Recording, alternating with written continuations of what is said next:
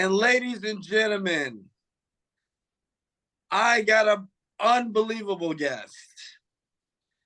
I mean, this guy, oh boy, do we go back. We go way back. We're here on the Mental Margarita Show. Author, scholar. We got the assistant professor of Latin American history, Sonoma State University.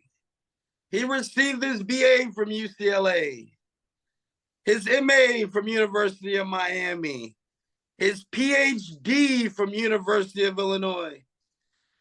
He's got a book, his book, Strength from the Waters, a history of indigenous mobilization in Northwest Mexico, environmental history, and ethnohistory.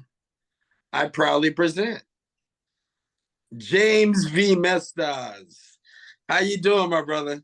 I'm doing well, man. Doing well. Glad to be here. Glad to meet up with you again. So yeah, thanks for having me. Oh man, it's an absolute pleasure. And just for the audience to understand, entertainment company, City Kids Entertainment. Me and this guy here go back. Started out on South Beach. I think it was All Star Cafe. we were so angry that our Raiders. I think our Raiders lost that day. Yeah, we lost a couple of those days. We had the quarter wings. Yeah, and we met and we talked, and next thing you know, we got into the music business, and we made some serious noise. absolutely. Serious noise with few resources and few money behind backing us. So what we did is pretty incredible. It really is, man. It's really incredible. And you know what's so funny? Like everybody that I meet, like you're so much of my you're so part of everything that I've done and everything that I do, that it's like everyone that I meet, I always find myself sharing stories of things that we did. You having the apartment in South Beach, us turning that apartment into weekly listening parties. Right. I mean, we did some really ingenious things through survival. Right. No, absolutely. I mean, that's all we really had was each other and our minds, essentially, and we did some amazing things with what we had. So yeah, we sure did. And you're still doing it. You're still doing amazing things. I'm so proud of you. Thank you. Yeah, no, I'm trying to do what I can, the music thing that was always there, like, I mean, as like we met, I was, getting the master's degree. I put that on hold for a minute to pursue this music thing. And then, then I switched back. I pivoted back, ended up finishing the PhD in Chicago. And then, yeah, worked at a bunch of different places. I mean, from there, I moved around. I moved to Iowa. I moved to Southern California. I taught for 2 years at Harvard. I taught for a year at a historically Black college in Ohio. Wow. Yeah, that was a trip too. And then, ended up back in California, where I always wanted to be, basically. So yeah, it's been a long journey. It's been a fun long journey. But that's one of the things, though, that working in the entertainment industry, working with City Kids, kind of taught me, though, really well, was networking. Yeah. I remember that was always our thing. Anytime we'd go into a room, that was always our goal, was to talk to everybody. Like, make sure we talk to every single person in that room. And that's kind of my approach now. Like still, and that has really, really helped me a lot. Throughout my career, is just taking that same approach. It's just like, okay, let's learn something from every person you talk to, and see how you can grow with those people. It's so true. And at the time that we were doing our networking, this is when, and for the audience that's tuning in, this This is when South Beach, it was just starting to turn into what you guys know of it now. Right. And we worked our way up from being in the line, trying to get into the clubs and to try to talk to the DJs, to hanging out with the owners. Right. I mean, like it was crazy. Yeah. I told one, Yeah. listen, James, I told one story when we walked. I'll never forget this night when we walked from your apartment. It was after like a weekly listening party, Right. and we had like 100 people behind us. Don't exaggerate. It was more like 95, but something like that. Yeah. And it was just crazy. It was it was Yeah. it was Yeah. crazy. Yeah. But No, it was. And then we ended up circumventing the line. They just like, okay, how many you got? Well, everybody back there. They're like, all right, come on. And we were passing up celebrities. They like make celebrities like stand in line. They're like, who are these people? Like, yeah, that's how it It's went. unbelievable. Yeah, it And, was. and so now moving forward with this book, because I really want to pay attention to this book, Strength from the Waters. Okay. The way and you quote this, I'm quoting this in your book, right? Integrate oral histories into manuscript. Okay. And that's something that you do throughout this book. But we're talking about something that's serious. Okay. Okay. We're talking about water rights. We're Right. talking about hydraulic social mobilization, you know, a popular movement to secure water rights. Now, Absolutely. the Mayo people, am I saying this right? The Mayo Mayo. people, Mayo. the Mayo. I knew it. You're good. You're good. The Mayo people, Uh-huh.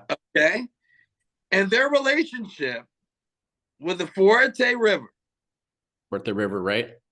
the river system. Yep. The floods brought life.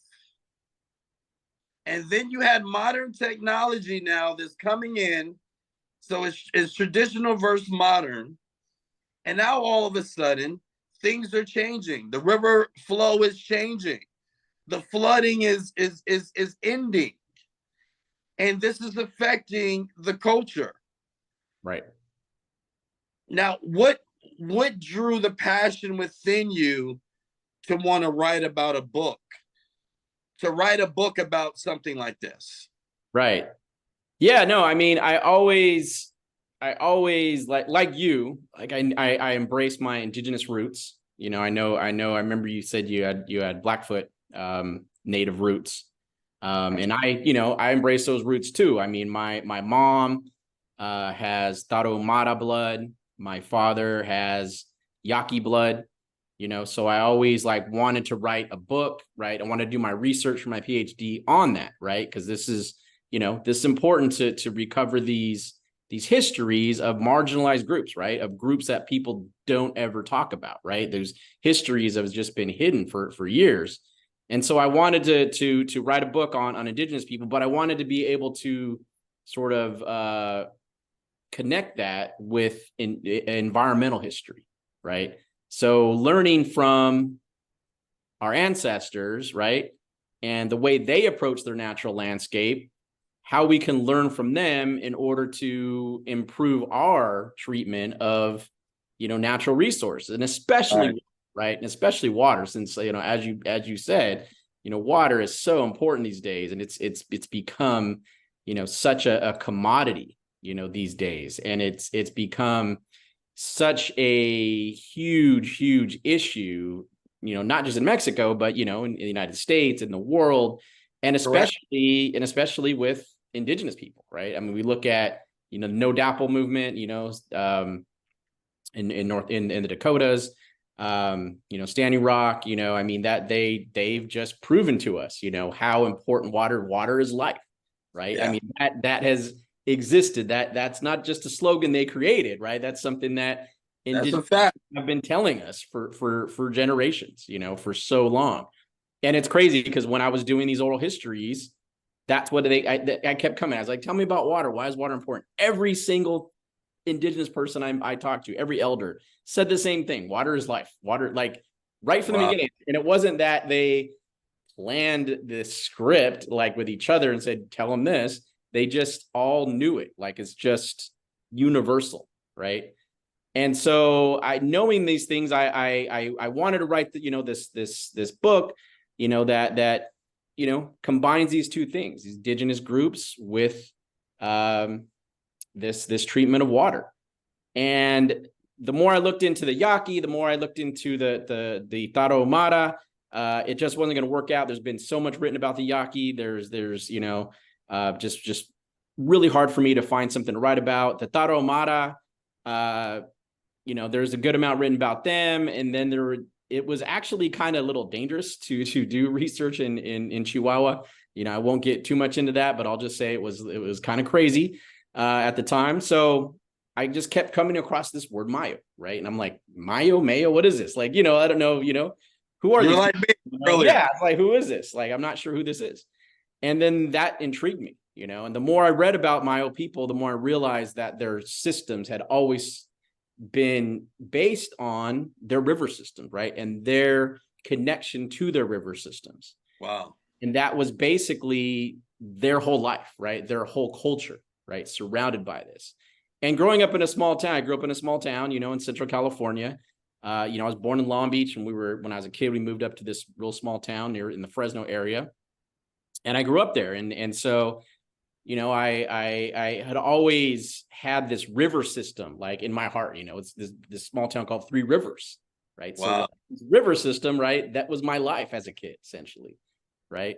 And so I said, wow, if I can write about indigenous people, the Mayo people, and a river system at the same time, that's what I'm going to do. Right. That this is the perfect thing. Right. Like, I can't think of something better. And everybody always told me, right, if you're going to write about something, if you're going to focus on you're going to do your PhD, you're going to write a dissertation, you better choose something that you love. Right. Writing about this, presenting on this, for like at least a decade, and that's kind of how it turned out. Like when I started writing about it, it was like 2012 almost, like, almost 2013. It's been like a decade, since I started like doing research on it and then finishing the book, and then I'm still traveling, I'm still, the book got published in October. So last year, right? And so it's been a year since it like basically been in publication, and I'm still doing like guest lectures. I just got back a couple of weeks ago. I gave a guest lecture at Harvard and Boston College.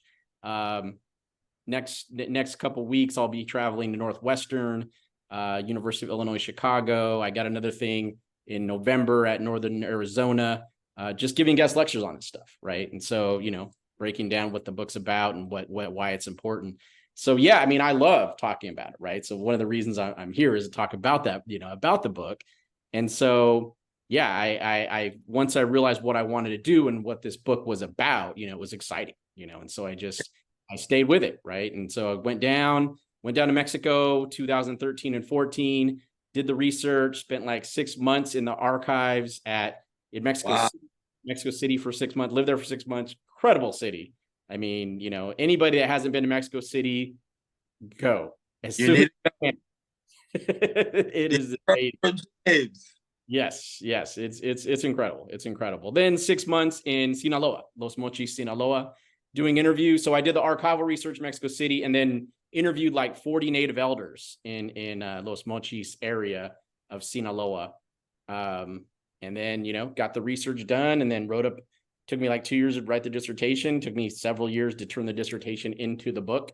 And now it's there, right? And I've had a lot of people tell me, books are hard to publish. It's hard to find a publisher. It's rare that they'll take on a book. They'll actually give you a contract and this and that. And and same people were telling me, oh, PhD programs are hard. They're hard to get into, and it's hard to to finish a PhD, and it's even harder to get a job right afterwards. Oh, absolutely. Absolutely. Yeah, so being able to get a job, being able to get this book published, being able to finish the PhD or even get into a PhD program, you know, I've been basically telling everybody that's told me no, you know, that been proven them wrong ever since. So, you know, it's been kind of cool. And you know what? The reason why is not shocking to me is because you were doing that when we started doing what we were doing in the music. Right. You know, one thing about you is that you're not going to take no for an answer when you're passionate about it. Absolutely. And Absolutely. you are so passionate about humanity first and foremost, Right. and Latin American history. And I knew that this was something that was so deep inside you, and it feels so good to see it all come about. Right. It Absolutely. really. Absolutely. Yeah, no, that was always my thing, man, is trying to improve society, trying to improve humanity as much as I can, you know, and you know, especially having these indigenous, you know, Latino roots and being able to use hip hop, you know, for that medium, you know, for so long, you know, was something I was absolutely and still absolutely passionate about, you know, and to improve definitely these black and brown relations, right? Yeah. Which we did, you know, and we definitely did. Like we were one of those few companies like on in Miami that really had this infusion, right, of Latino and black not only artists but people within our company, you know, that were pushing and grinding, you I know. mean, we have such an eclectic mix, do we? Yeah. Oh yeah. Oh yeah. So Yeah. you know, we kind of we wrote the books, you know, in the music game, you know, for Miami, in a lot of ways, you know. We Uh, tr- we truly did. yeah. And I love the fact that you're striving to elevate indigenous voices to be heard. What was that like getting a little bit more intimate? Right. Okay. You talking to the elders. What was that experience like? Was it a humbling experience for you? Absolutely. Absolutely humbling. You know, I mean, I went in there. I mean, I was lucky. I was blessed to, you know, meet up with a professor at a autonomous indigenous university um, Wow. in Sinaloa. You know, I Wow. mean, not a lot of autonomous universities. There just happened to be one there. It's so crazy how everything just kind of fell into place. Uh, Crazy. you know, I mean, and that's, you know, I mean, it's being blessed, it's being, you know, lucky, but it's also being prepared. You know, I think that's also part of it, right? When you're prepared, when you work hard, not only good things happen to you, but you know, you end up finding that right situation, you know. And yeah, I mean, meeting this professor who ended up, you know, taking me to these villages and interviewing these elders. You know, I mean, you know, I had these ideas of what they might say, but you know, that you just never know what they're going to say. And for them, they were so happy to be able to share their stories, right? To them, they had been Cool. organizing, they had been, you know, resisting and fighting, right, for their water rights for so long. Water rights, land rights, their historical cultural connections, you know, Unbelievable. for so long, and nobody had ever asked them about it, right, about their past, right, about, you know, why are these things important, why had you been struggling for these things. And for them to, you know, finally have somebody like, you know, like me, uh to ask them, you know, and ask them about all this stuff, right? And why is it important? And you know, how do you see as important today?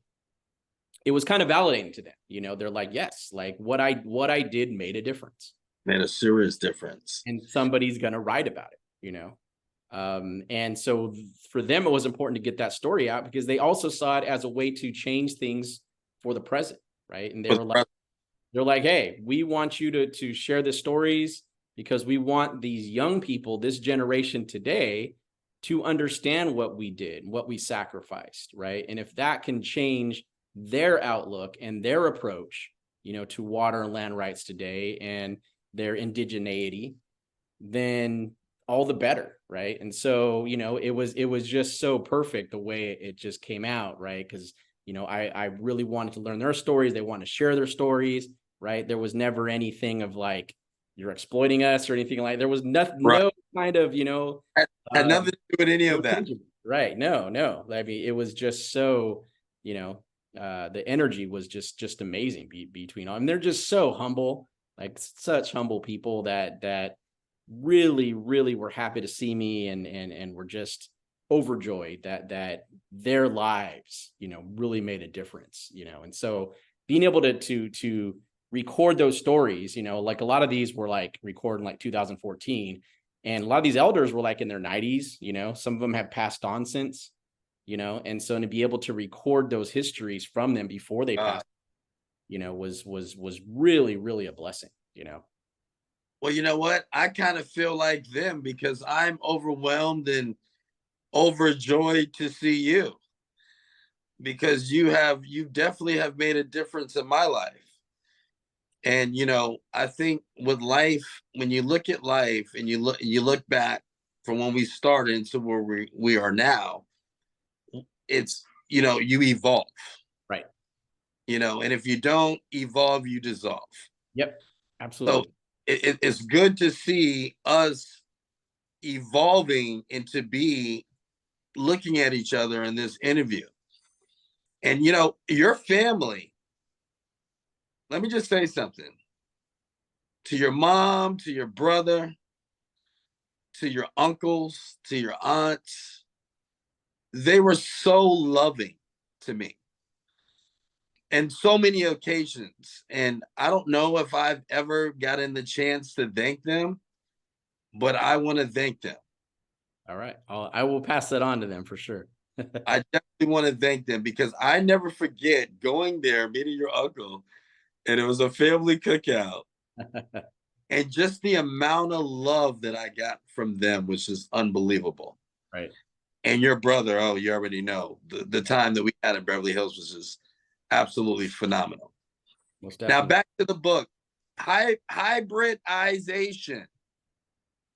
Let's talk a little bit about that. Traditional versus modern technology. Right. How has that played such a significant role in the fight for the water rights? Yeah.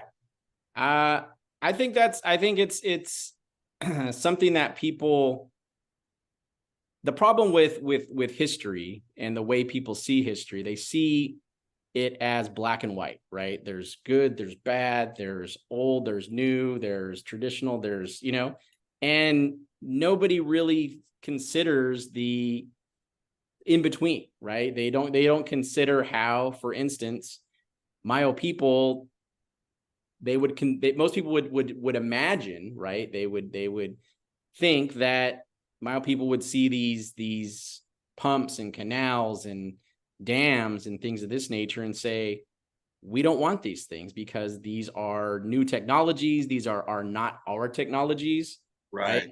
Right. These are not part of our traditional practices.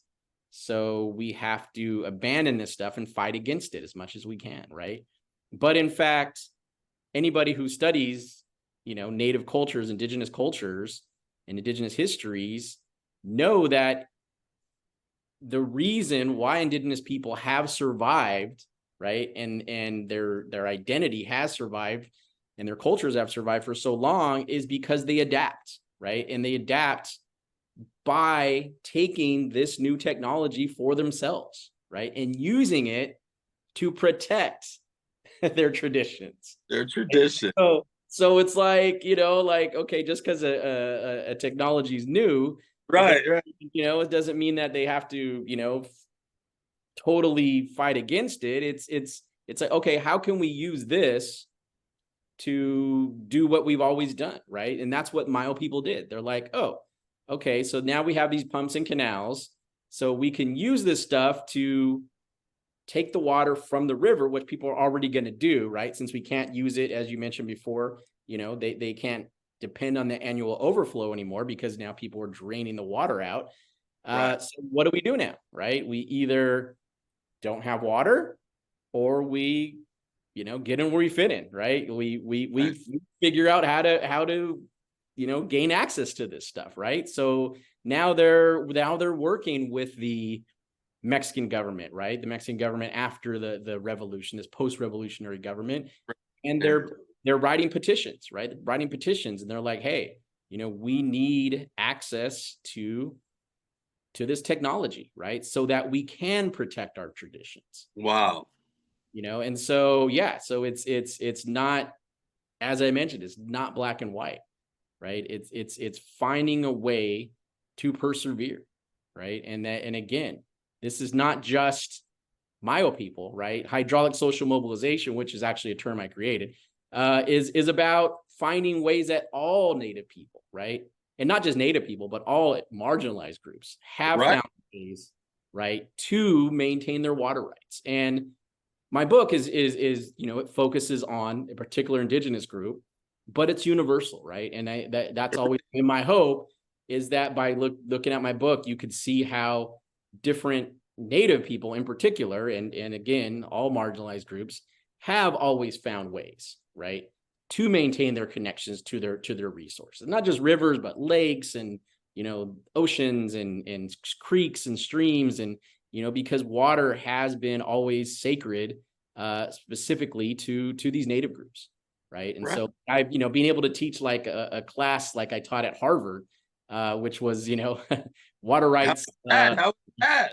Yeah, which was cool. I was able to kind of turn my book into a class essentially and teach about water rights in the Americas, and being able to kind of compare and contrast, like, these Mayo people from Sinaloa and other groups, right? In United States, for instance, right? And other parts of Mexico and, Bolivia and Canada even, right? Oh, yeah. Parts of South America, Central America, right? And, showing that indigenous people have always found ways, right, to maintain their water rights, right, through this hydraulic social mobilization. And, whether that mean uniting with different non-indigenous people, or working with the government, or fighting against the government, I mean, The it's Yoris. always a way. Yeah. The, They're what? the Yoris.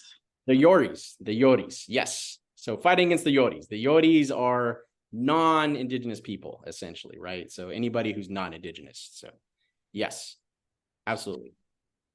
Now, that leads me on to the next question, because I think that we all can learn from this. Yeah. How can we all learn from this? Yes, absolutely. I mean, it's a way to understand how water, right, hasn't always been a commodity, right? We just kind of take that for granted now. It's That, like, okay, the, Nestle Corporation, or all these other corporations who are basically Coca-Cola, are just basically taking water, right, from these different streams, and finding ways to monopolize water and sell it to you in bottles. It always hasn't been that way, right? There's always been a way that people have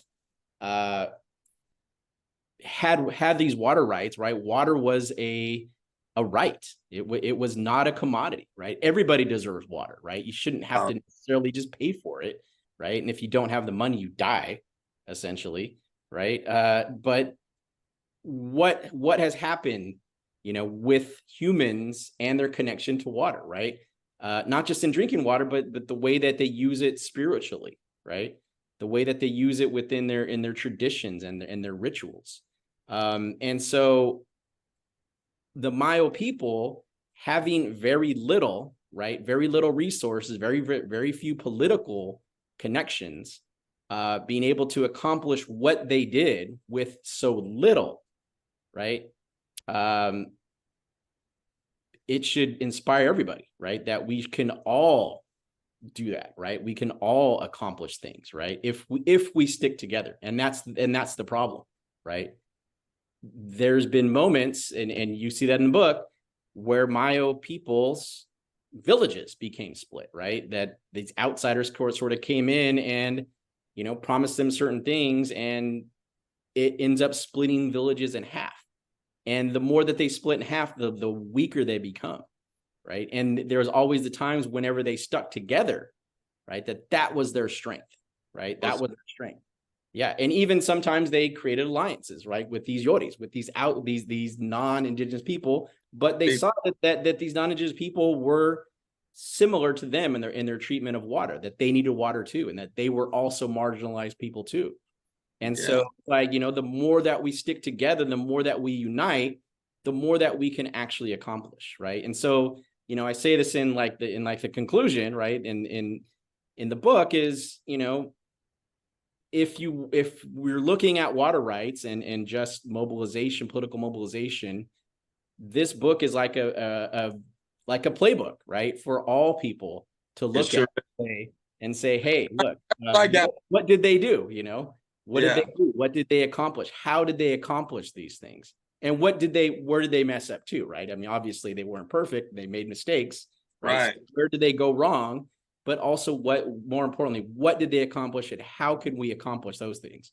You know, I mean, at times it looks for all of us like we're up against these obstacles, right? Oh my gosh. Come on Like, now.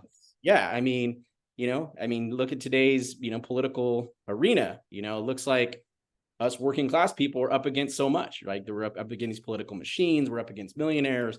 We're up against, you know, everybody who has all this power, right? But we have the power. We're the ones that have the power in our hands. And if we can mobilize together and come up with great ideas like these Mayo people did, you know, there's really no stopping us.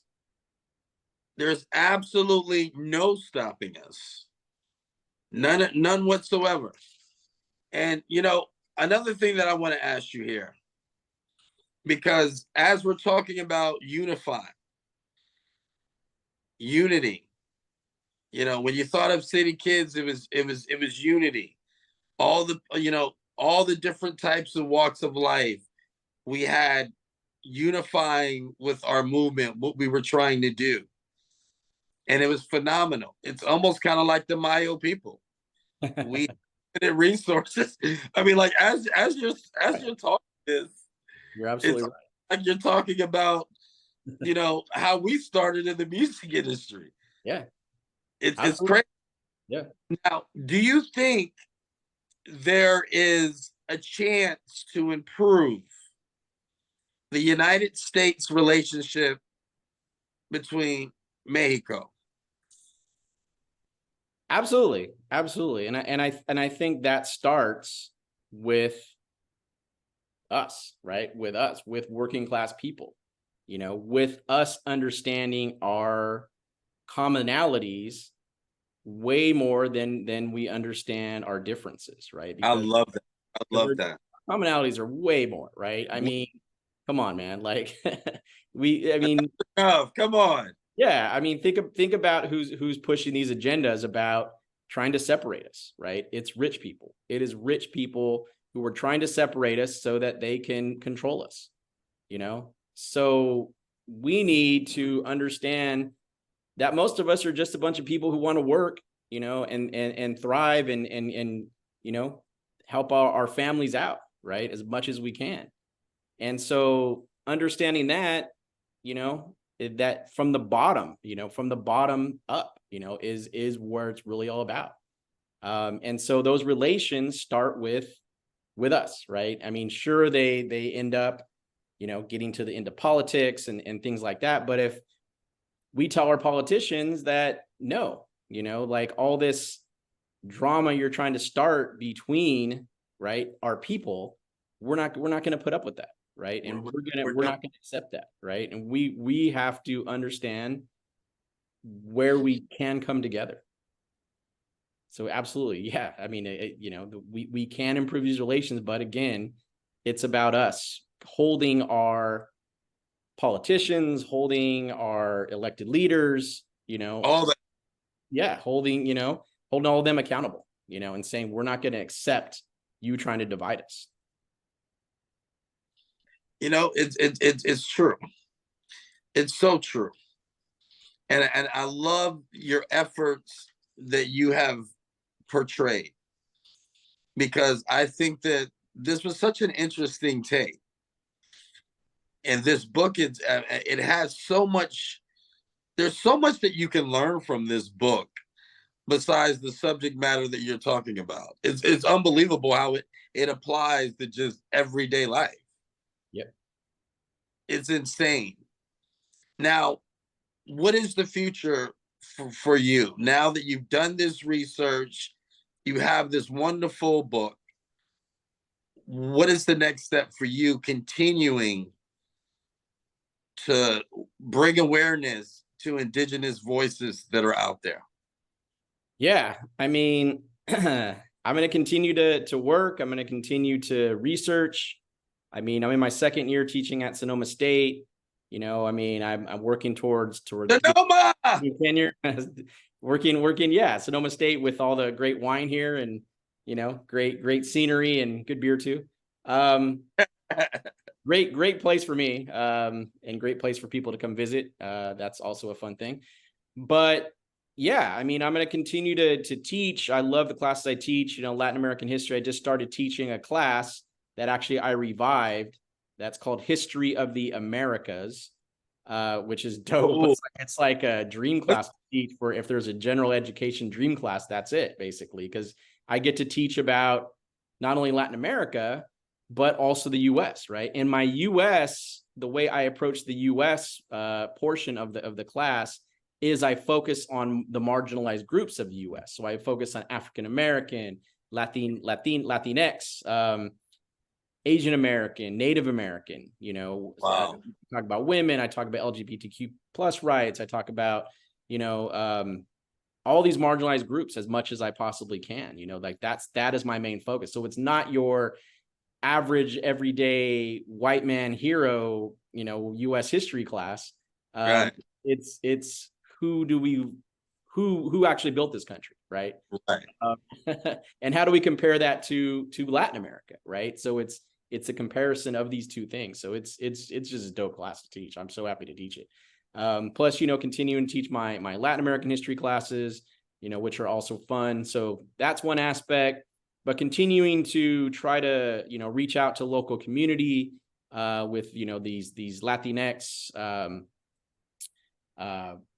groups and these grassroots organizations and community organizations, but also Native American organizations as well, right? And indigenous organizations. I'm actually going to be heading to Tuxpan, Jalisco next month to attend it's like a congress of indigenous dances, essentially. Wow. Yeah, Wow. so basically bring together indigenous dancers, ceremonial dancers from all over Mexico and other parts of Latin America, right? And so going there, nobody's ever really, you know, written about this. Cool, And man. I'd never even heard of it, to be honest with you. What? Yeah, it's pretty dope. So yeah, I'll be heading there to do some research and to be connecting with all these different, you know, indigenous organizations from all over Mexico and parts of Latin America. You know, so yeah. So continuing to grow and build these bridges, you know, as much as I possibly can, and see how all of us can help each other, right? In different ways, and then writing about this stuff, you know, Oh man, histories and how it connects to today, you know. I want to see the butterfly dance. There'll be some sort of dance of that nature, I think. Yeah, There'll be some sort of dance of that nature. Now, as far as speaking, like, are you able to, in your schedule, does your schedule permit if someone wanted to bring you to a university or to book you to teach about, you know, what the subject at hand? absolutely. What is your Yeah. ability? So I mean, the book, I'm still doing, you know, guest lectures for the book, but you know, I've taught guest lectures outside of the book as well.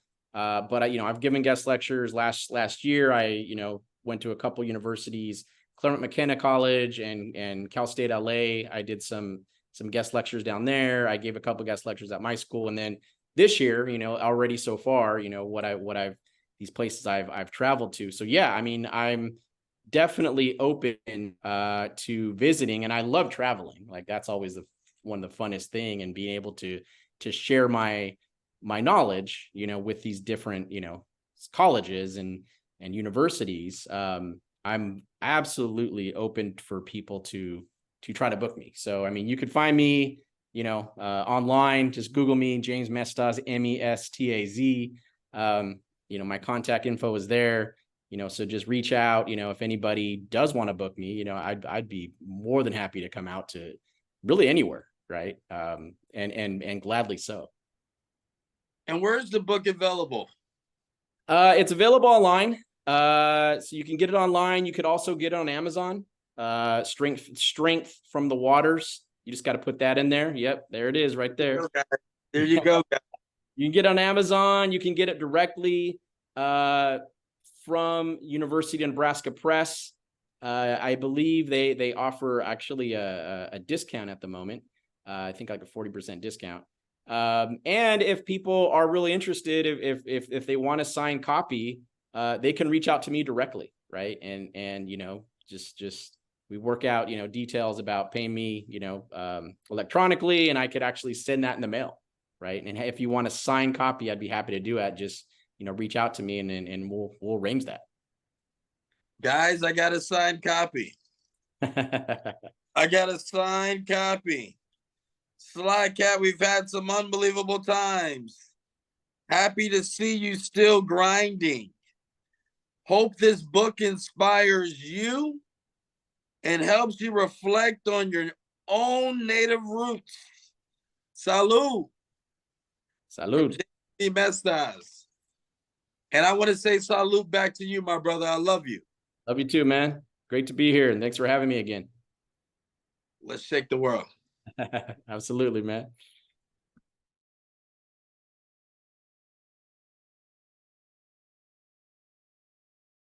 I'm feeling great. Welcome to the Mental Margarita Show.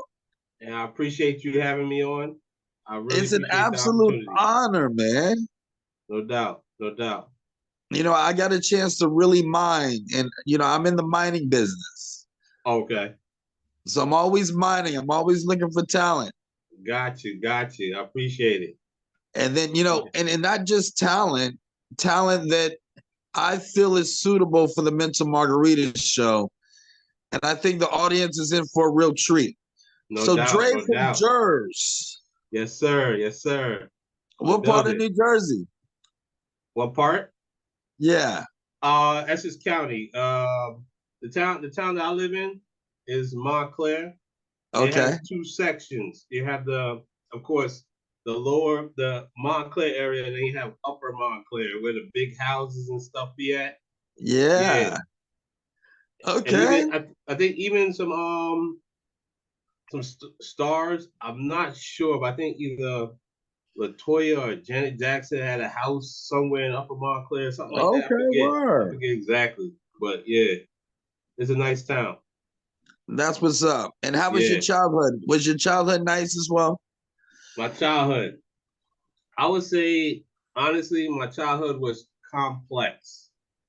Wow. Because I would have to say that as a person, like a child growing up, I was very different in the way that most of the time I kept to myself. And I had a very vivid imagination. I mean, I had friends, people that I hung out with, but I had a very vivid imagination growing up. And yeah, it was kind of tough because people didn't really understand me. I drew a lot. I used to draw back in the day. I was just about to say that. I had a feeling you drew. Yeah. So I was heavy into that. I was creating from a very young age, from age 3. From when I first held the pencil, that's when I started drawing. People giving me props, "Oh, you so good," and this, that, and the third. But yeah, most of the time I kept to myself. Wow, that's kind of cool. Yeah. So creativity's running through your veins. Yes. And when does the creativity now hit the musical landscape? I'm glad you said that. Because I would say approximately around age 12. I have a younger brother that's 6 years younger than me. We would actually create songs.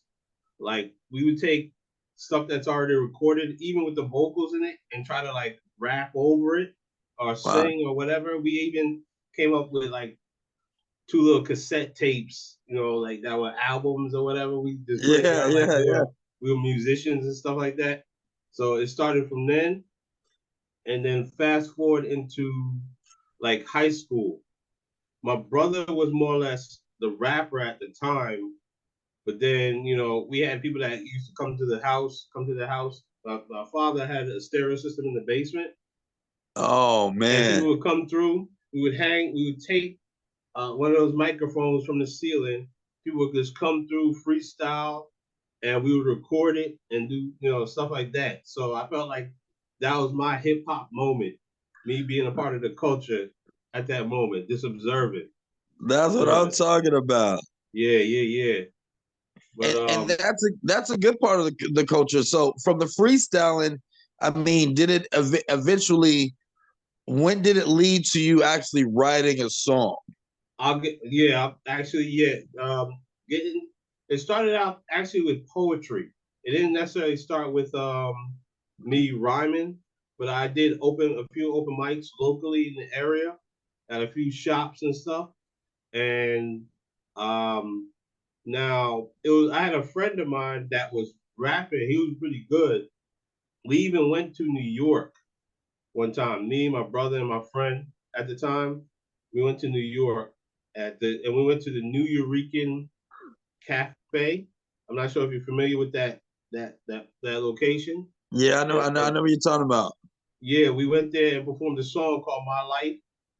And I think that's when I initially started taking up the rapping part of it, but I kind of like did it like off and on.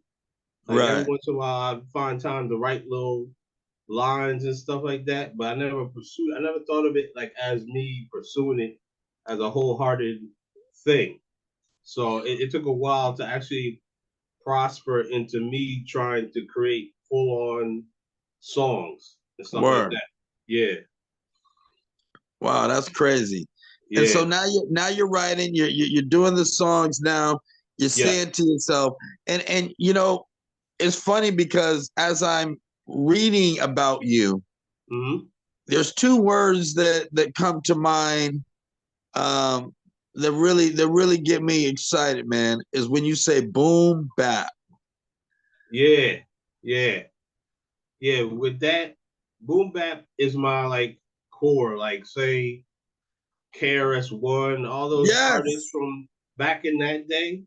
Them between them and early, I say just before the 2000s, those artists in between there, Wu-Tang, all of them, mixture of all that raw sound with the beats, the 808s, the drums Yes. kicking and all that stuff. That's what inspires me, definitely. Yeah, so Wow. that's my source right there. But I mean, I try to flip it every once in a while and keep it fresh, keep it current. I test myself because one of the things I like to do, I listen to different type of beats on YouTube, and I really think there's a lot of talented producers out there. And I'm like, hold on, why are the major artists using some of these YouTube producers? Like, these people on YouTube, they got dope beats, Yeah. and then I just said, why don't I give it a try? Like, why don't I take it upon myself to test the waters and try some of these beats. So, Right. the boom bap is the core, but then I try to flip it with the other styles like trap, drill, and all that stuff. Then I Right. try to flip it that way. But boom bap, hip hop is my core source, so Right. to That's the speak. core. Yeah, Right. Right. yeah, That's the nucleus right there. exactly, exactly, exactly. Yeah, that's what inspires me. Yeah. That's cool. Now, I want to ask you a question. Mm-hmm.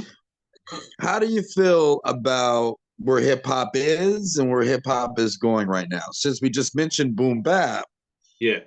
how do you feel?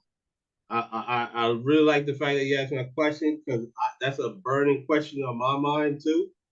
I think there's two parallels to where hip hop is going because you have the mainstream and then you have the underground. I think the underground should be thriving right now. The underground hip hop Right. should be thriving. Mainstream is taking a nosedive because of who's running the mainstream, who's at the forefront, and who's at the top running mainstream. I think that's taking a nosedive. I mean, you still have artists that's still keeping it up, like You have your Drakes, J. Cole's, and Kendricks Right. and stuff like that. But as a whole, I think I'll flip it this way. Like this is what been touching me as far as mainstream hip hop right now is that women in hip hop, female rappers, have the table, but what's being pushed out in mainstream is not to my liking, maybe to other people's liking, because Right. there's Right. Right. plenty of talented female rappers that don't Right. show off their bodies and stuff, but they're not being pushed to the forefront. I can name a few, but yeah, Right. definitely, definitely, it's like it's mainstream is taking a nosedive, but underground rap should be thriving right now. Should be pushed further. Well, and you know, and some would say, even including myself, I would probably say that when you think of underground, you think of knowledge. When you think of the opposite of what's going on, you think of knowledge. So Exactly. I mean, why have that knowledge out there to save people, right? You know, Exactly. Exactly. if Yeah, you no find a doubt. cure, the medicine doesn't matter anymore, right? Exactly. Exactly.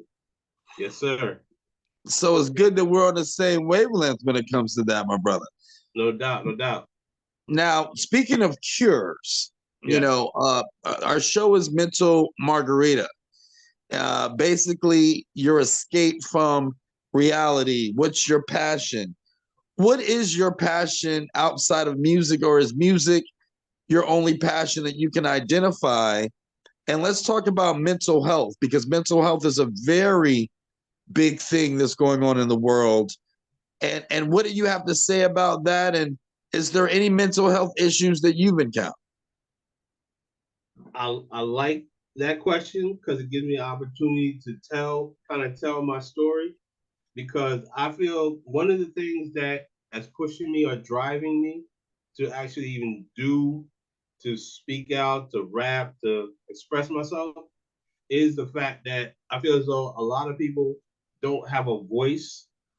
And I feel I'm one of those voices, maybe not the voice, but one of those voices because in my life, I've experienced a lot of mental, I would, I don't know if I even should use the word trauma, but I've experienced a lot of mental setbacks. I'll say Right, setbacks. right. So I experienced a lot of mental setbacks, both in behavioral form and just in my approach to life.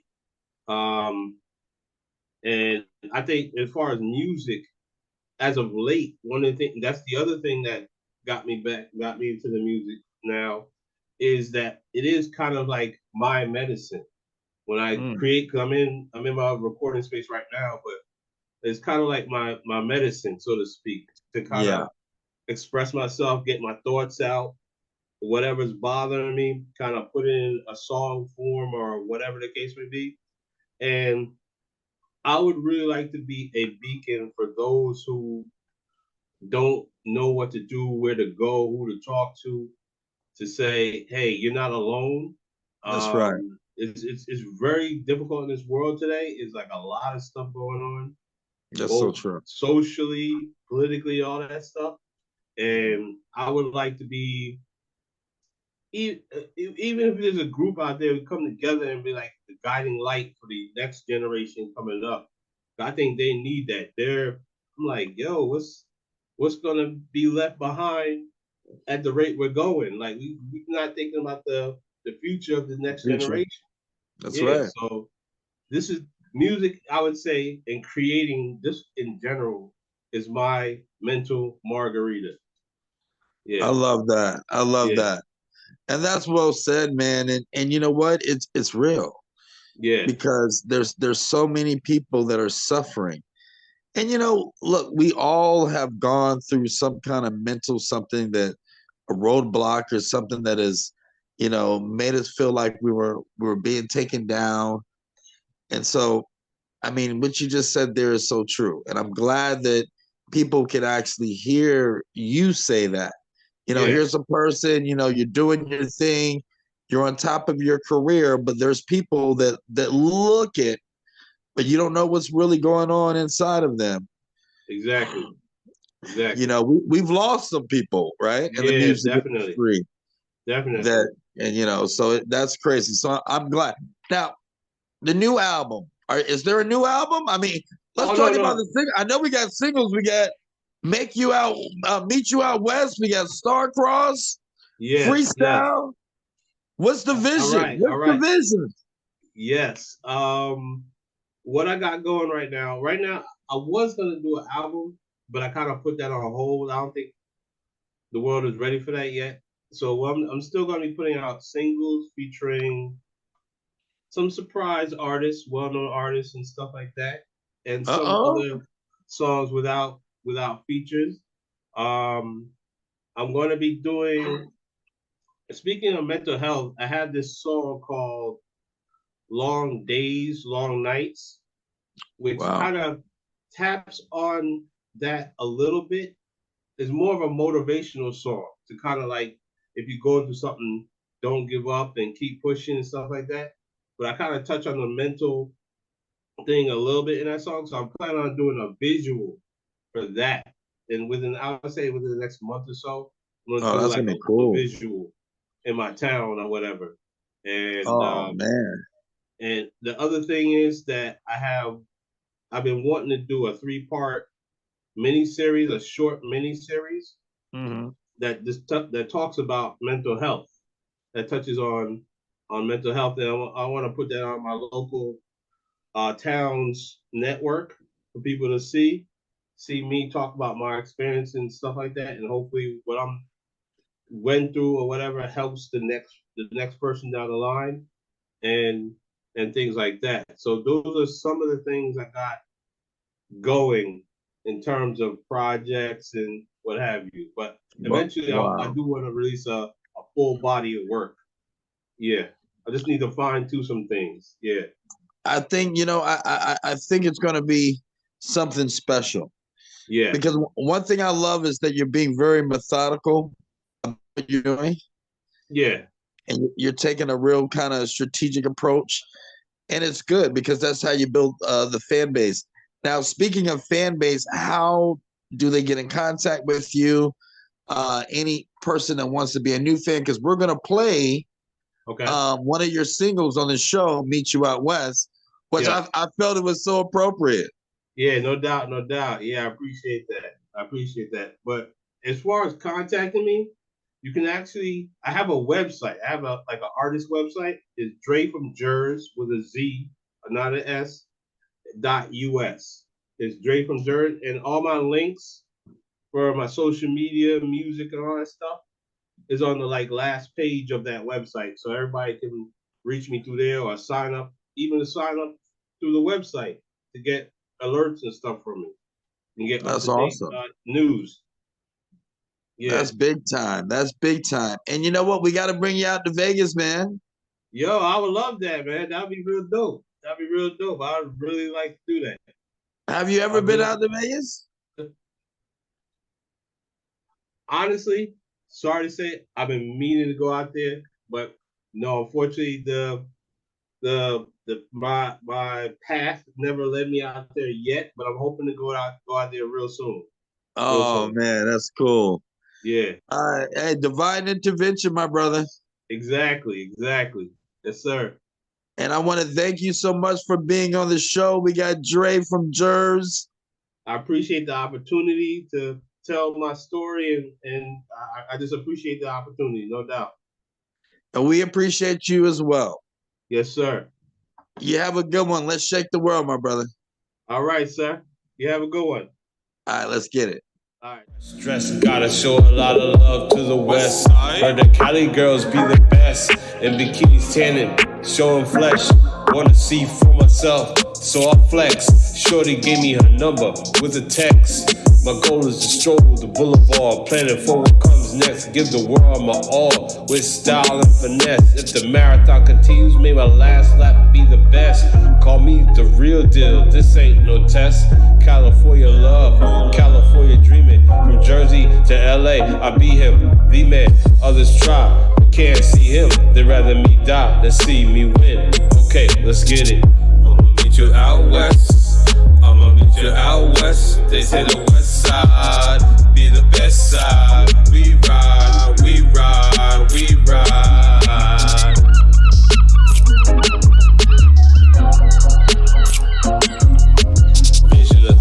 palm trees, cool Pacific breeze.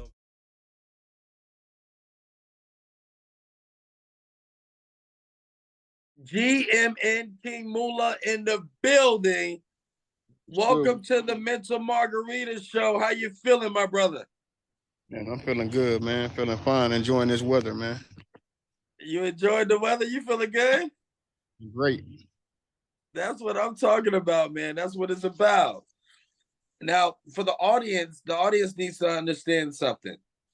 You know, you hear a lot about new talent. You see new talent every day, but it's very rare that you get a chance to experience an artist that is not only so passionate, so lyrical, has many different styles, can be versatile all the way through, and really does what he raps about or has done it before.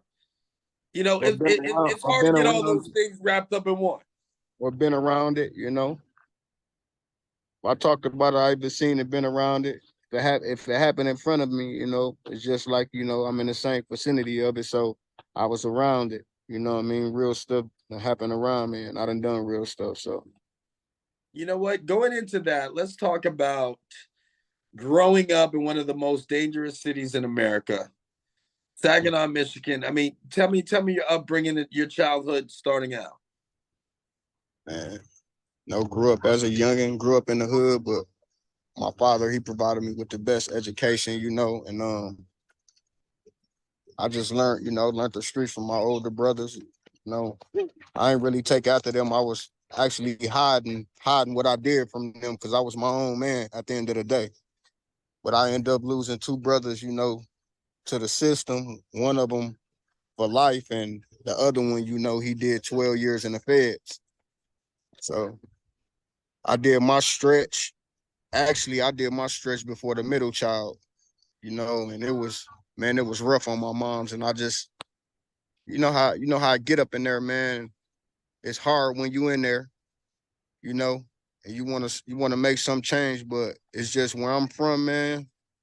It's either you move away or you make it out playing sports. Don't know rappers make it from where I'm from, man. None at all, huh? Oh, they die in the city. Man, that's crazy. Yeah, it's the third most dangerous city in America right now per capita. That's something else. That's something else. So you had to navigate through all that adversity.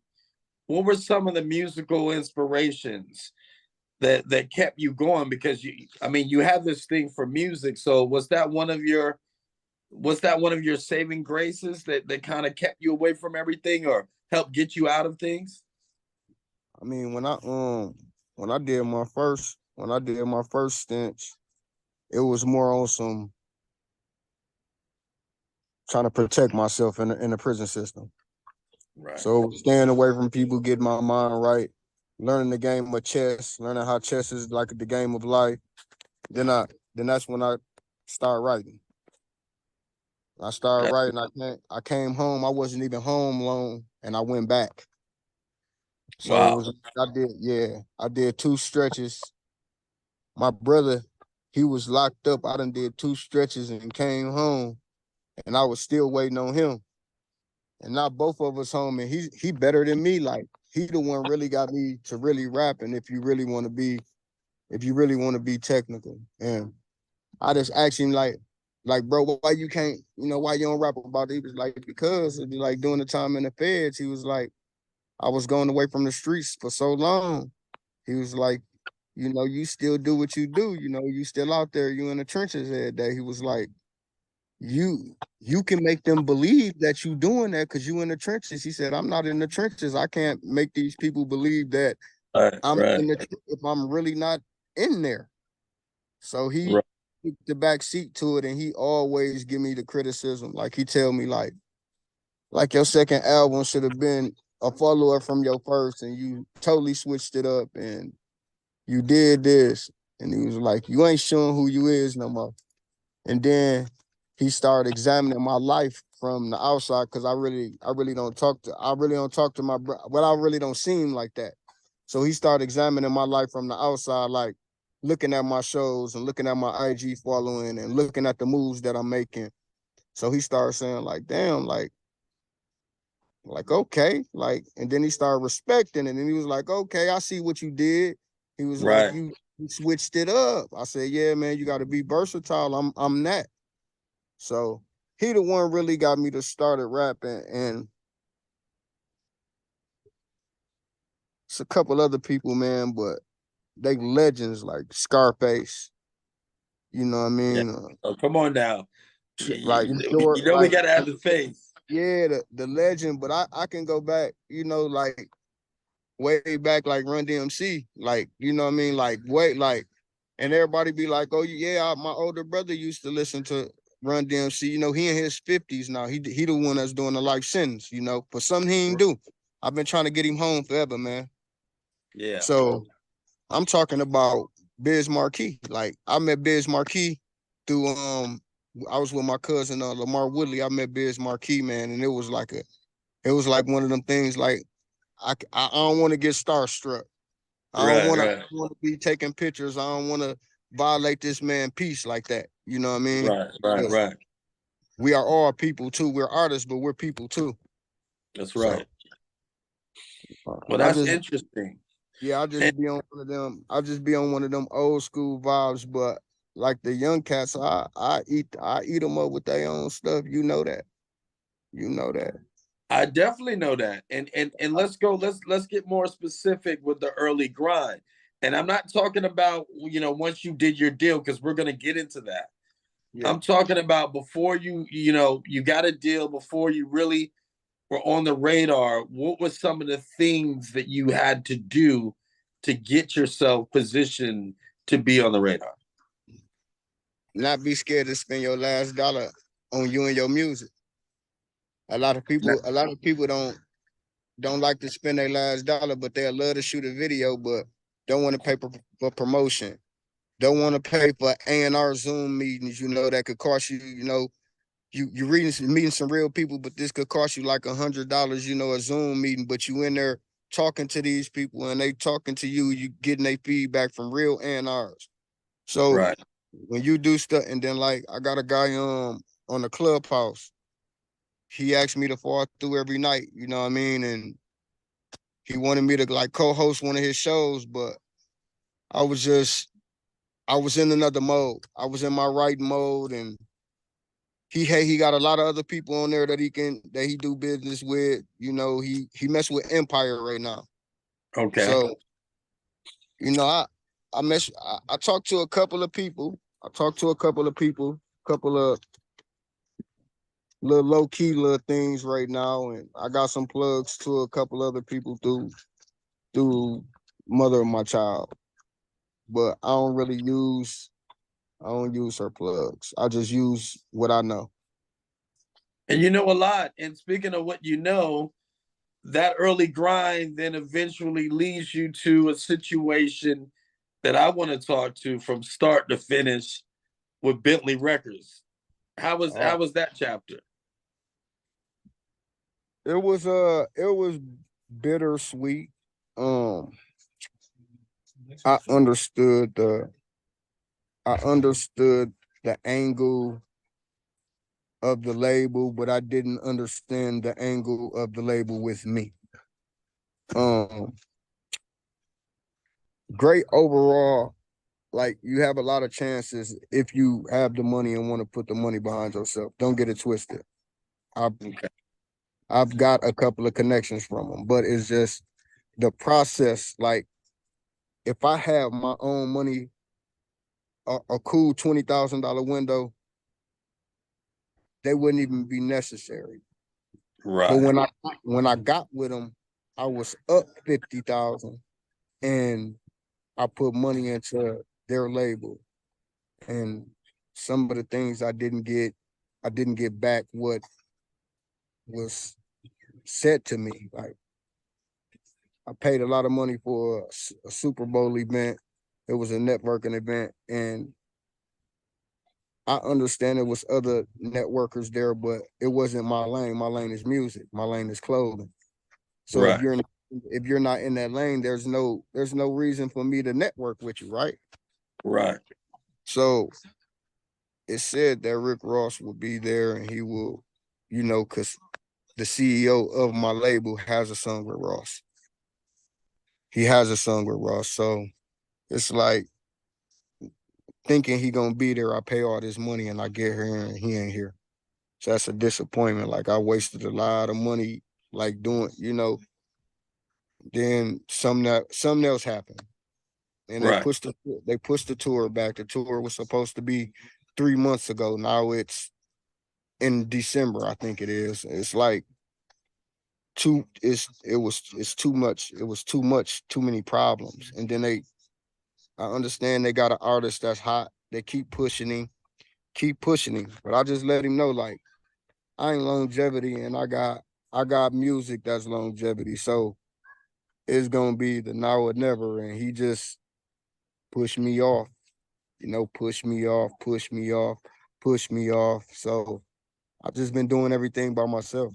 Like I ain't made $1 off the label. I've been spending all my money on a patent, like on the clothing patent. Right. Right.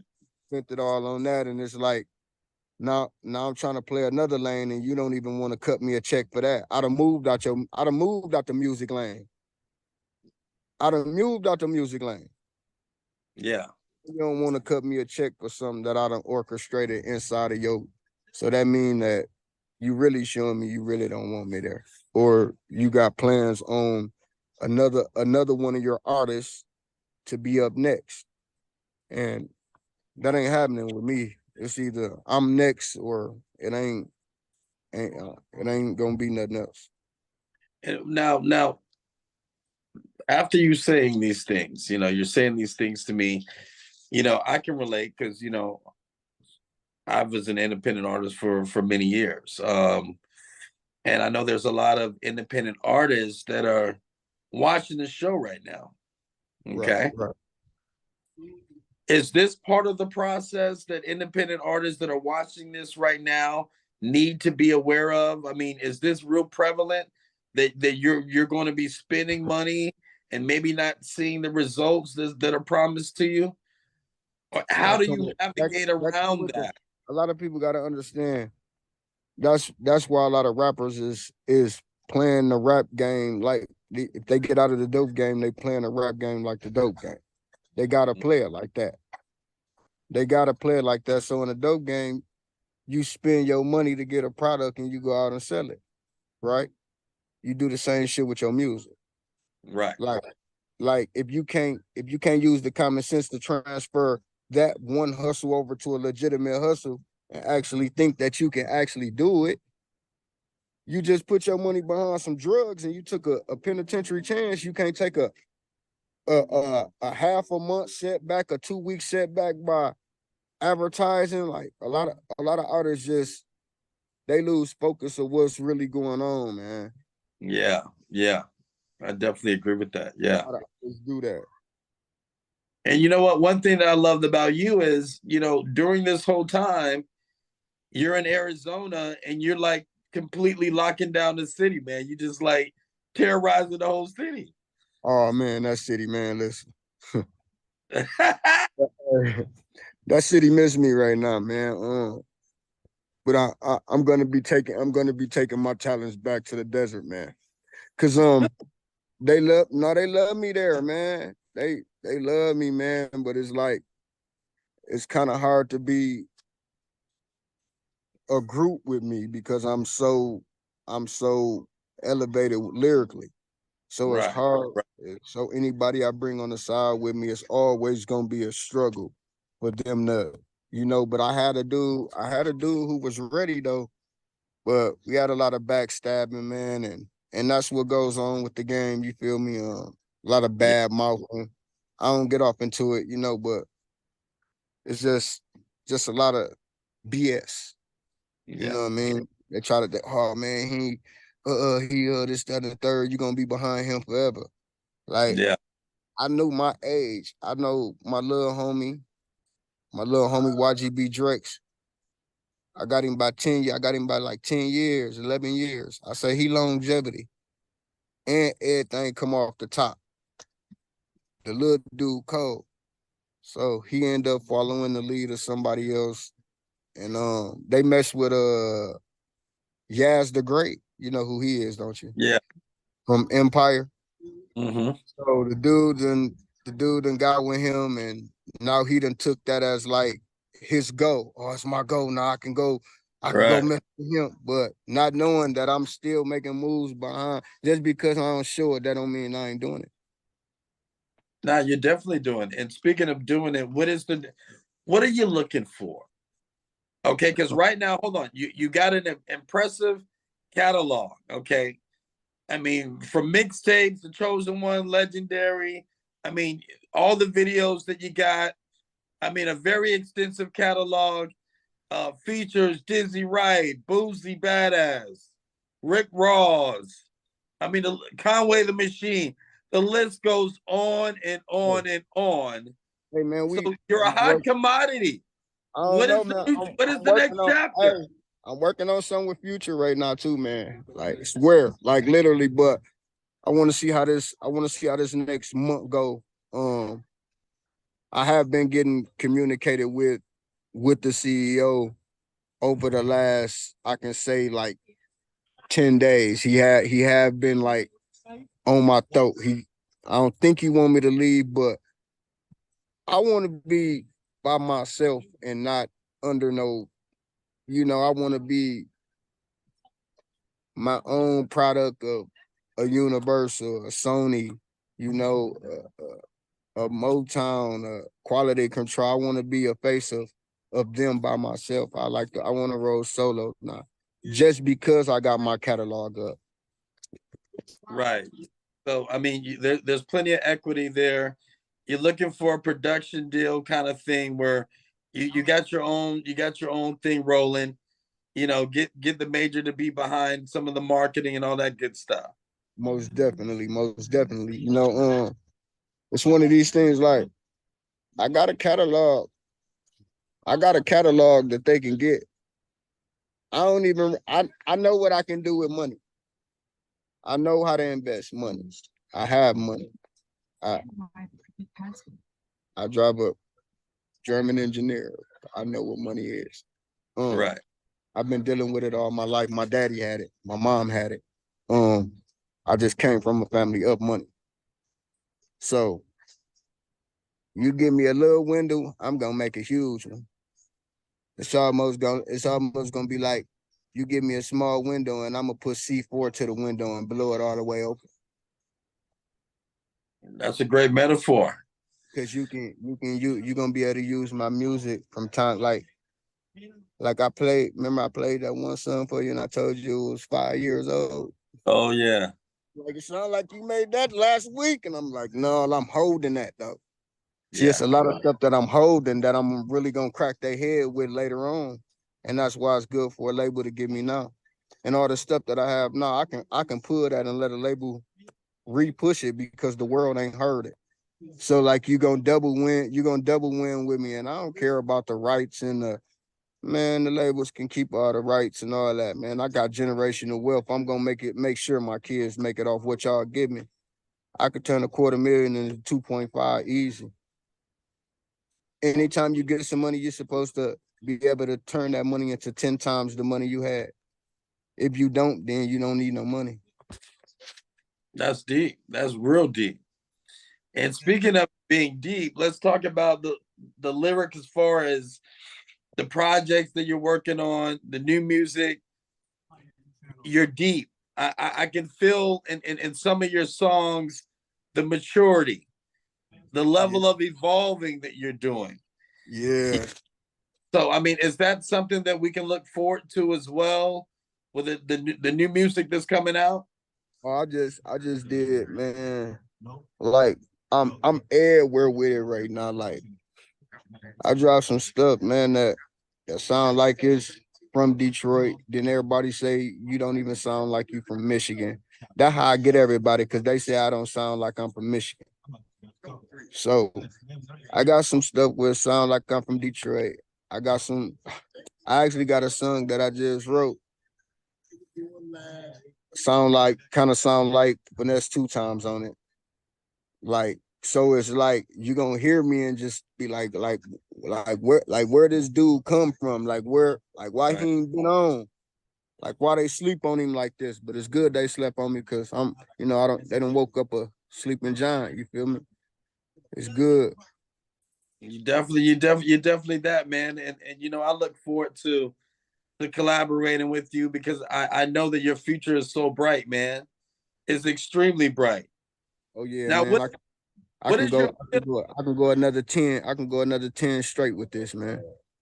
Oh yeah, you definitely can. You definitely can, brother. Go another 10 straight with this. All right, well, let's go. Listen, let's go another 10, 20, maybe even 30 straight with it. Let's build these masters up. What's your feeling on the industry right now as a whole, as far as music is now?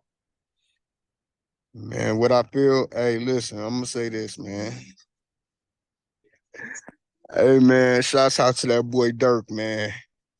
Shouts out to Lil Baby, man. Like, y'all dudes, man, y'all making me step it up for real, man. Y'all, hey, them dudes, oh my God. The stuff that they've been dropping lately, man, yeah, man. It's really been opening my eyes. These guys they really talking. They really if you listen to these guys, they talking about a lot of stuff that a lot of people can't relate to because you ain't never been around that. Right. It's way different. You ain't never been around that, man. And these guys is really talking. They talking that stuff, man. They talking that stuff. They definitely are. And you know what? Them two talking dudes, a lot of stuff too, brother. Oh yeah. They listen. When I step in the game, they gonna know. They gonna know what's up. I ain't gonna be trying to reach out to too many artists. They're gonna be like, hey bro, I need something with you. I don't care how we do it, make it happen. I need something with you. It's gonna be one of them with me. And I'm gonna open the book like, man, come on, let's get it, man. Let's go ahead, let's do 50-50. Let's do 50-50 down the middle. Let's go ahead and get this paper together. Now we talking. You know what I'm talking about? I like to get together, man.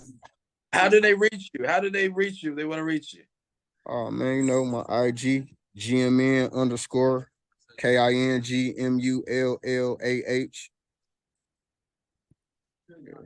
There you go. There you have it. There you have it. Ladies and gentlemen, you're looking at the next hip-hop superstar, in my opinion, because when you hear the music, you're really going to say, wow, this guy here is just amazing. He's on another level. Most definitely. GMN, King Moolah, I love you, my brother. And we're going to be doing some real business real soon. Oh, I already know, man. If not, I'm going to make this ball move no matter how it go, man. I'm going to just go ahead and drop that Legends mixtape. And then that's when it's going to make them listen to me. Legends mixtape. You heard it. Hey, brother, it's a pleasure, man. And thanks for being on the show. Yes, sir. See you later.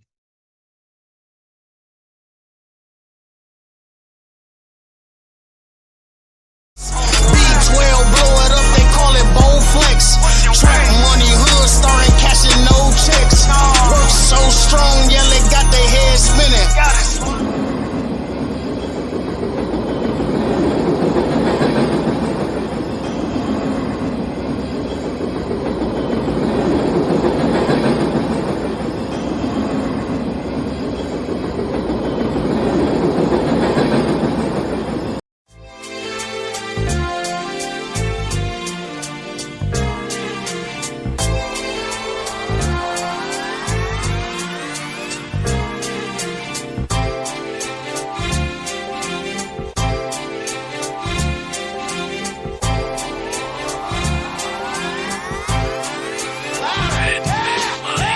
Starstruck, here's a sprinkle of the stardust. Hold your champagne glass and your cigars up. See the guys with mob ties drive the cars up. Bright lights, most nights they buy the bars up. Candy coated Chevy cars on the highway. It's Frankie baby, it's on and this is my way. Dean Martin at the Sands this Friday. With Sammy Davis, here's a little hint where I stay.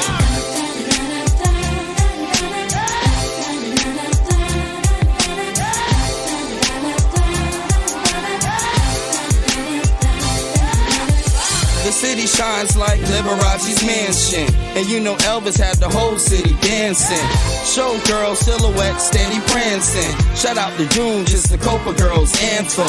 Legal gambling, yeah, that would tempt me. At Sin City, holy water couldn't cleanse me. And Wayne Newton had the crowd in a frenzy. Live at the Stardust, the seats never empty.